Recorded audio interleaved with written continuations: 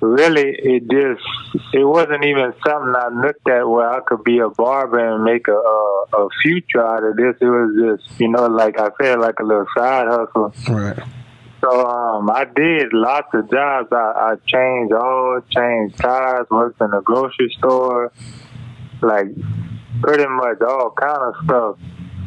And I ended up moving to California whenever I graduated, and that was another problem. Like the barbers out there I was trying, they kept, they either was pushing my line back or they wasn't really cutting me how I wanted. So I had my clippers with me and I would just cut it myself. So I came back home after, getting on my brother's nerves. He sent me back home, and my mom was like, "What you want to do? You want to go be a carpenter or electrician?" I was like, "I don't even want to do that." And at the time, I was, hustling in other ways too. Yes, sir. Trying to just, make some money, and I was like, man, I'm gonna just go be barbering because that's what I was doing anyway on the side, and it was just like a cool job. You could be your own boss pretty much for the most part. Right. And I did that, and after I graduated the barber school, I actually started driving trucks. I got my CDL and everything because I still wasn't taking it serious. Right. And one day I was like, I found this book, Think and Grow Rich by Napoleon Hill. Like, if nobody ever, read it before, I encourage you to check it out. Because I've really heard it. Yeah, it changed my life and my perspective on the way I think. And it's pretty much why spend your time making money for other people when you could be doing it for yourself, Right. Putting your all into what you want to do. So I had a little money saved, and I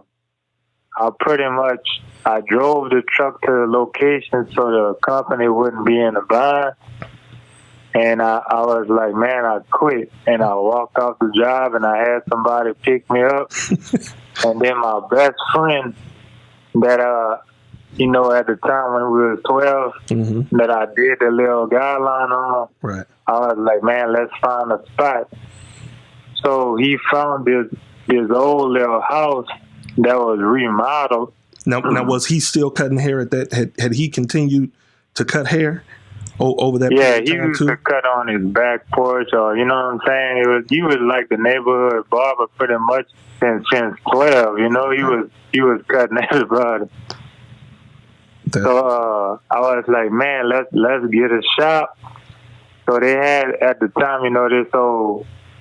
This trap house when we were younger, but somebody got it and pretty much turned it into a rental property. It was off of Martin Luther King, right on the corner across from Hilltop Zachary. And, it was a pretty good location, because they steadily had people going to get drinks and stuff, so that worked out perfect. And that was the first shop we just partnered on.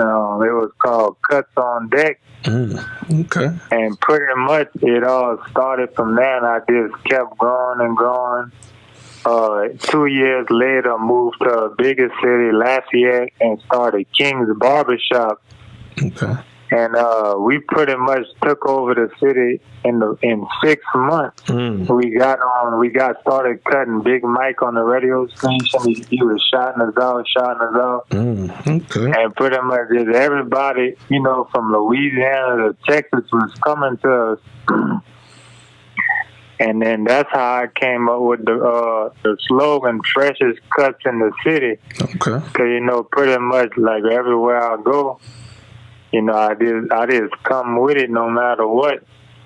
And 3 years later, I was like, man, I just want to do more.